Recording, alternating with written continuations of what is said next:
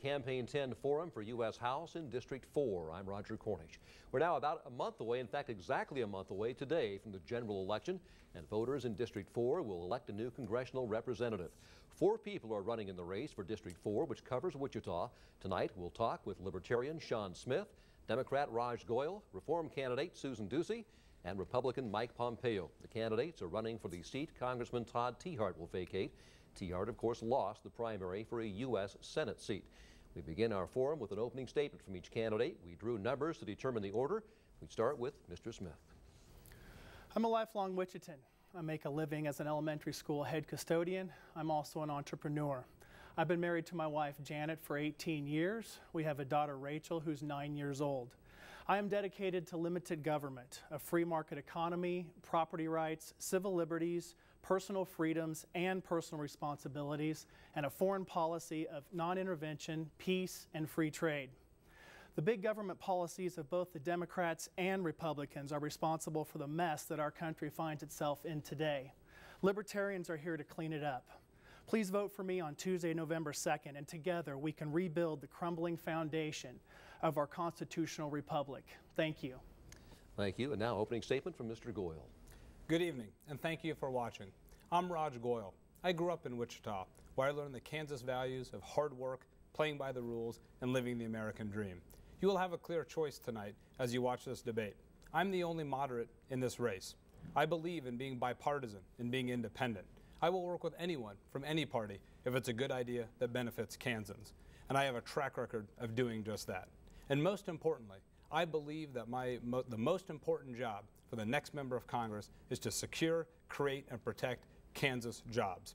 Mike Pompeo does not believe in that. He believes in outsourcing jobs to China and Mexico and beyond. I have a track record as a fiscal conservative in the Kansas House.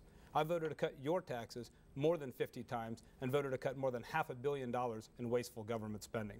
If you want a congressman who will wake up every morning and go to bed every night thinking about how to create and protect Kansas jobs, then I'm your guy. Thank you. Our next opening statement from Mrs. Ducey. The Declaration of Independence states that all experience has shown that mankind are more disposed to suffer while evils are sufferable, rather than to right themselves by abolishing the forms to which they are accustomed. And this is one of the statements that had our founders start an armed revolution to oppose an oppressive government. But what they did when they fought and bled and died was to make us free, so that we don't need an armed revolution. We don't even need to do one bullet. But what we need is one vote. And I am asking you to take your one vote and vote for Susan Ducey for Congress in November, so that together we can work together to overthrow this oppressive government. Thank you. Now an opening statement from Mr. Pompeo. Well, good evening, and thank you for this opportunity to speak with you. You know, opportunity is very important to the Pompeo family. I've been blessed to live in this country where I've had many, many opportunities. I've had an opportunity to graduate from West Point and to serve our country as a soldier in the United States Army.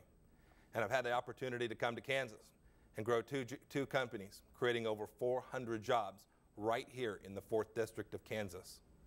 You know, I'm running for Congress because I think those opportunities are under attack.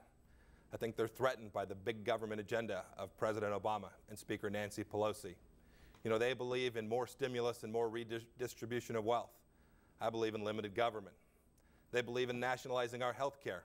I believe doctors and patients ought to have the right to make decisions for themselves. And they believe our taxes ought to go up on January 1st. I believe government ought to learn to live within its means. I look forward to this opportunity, and we have a real opportunity to change the direction of our country on November 2nd. Thank you.